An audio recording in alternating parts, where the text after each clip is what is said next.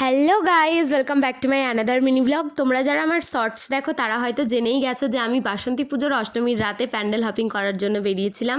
আর সমস্ত প্যান্ডেল দেখা কমপ্লিটের পর চলে এসেছি সবথেকে কাছের প্যান্ডেল, মানে আমার মাসির বাড়ির সামনেই যে প্যান্ডেলটা হয় সেই প্যান্ডেলের ভিডিও তোমাদের দিনের বেলার ভিডিওটা শেয়ার করেছি, কিন্তু রাতের যে সৌন্দর্য, রাতের লাইটিং, প্যান্ডেলের সমস্ত কিছু এখন শেয়ার করব।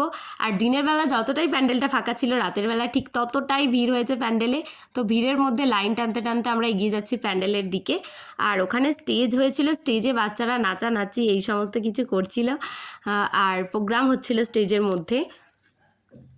দেখো বাচ্চাটা নাচানাচি করছে।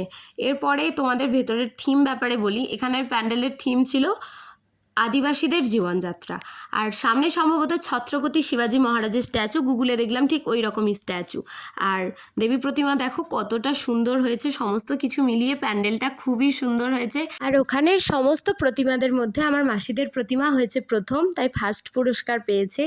আর আমার ভিডিও তোমাদের কেমন লাগে কমেন্টে জানাতে পারো। ভিডিওটা লাইক করো, চ্যানেলটাকে সাবস্ক্রাইব করে দিও। টাটা।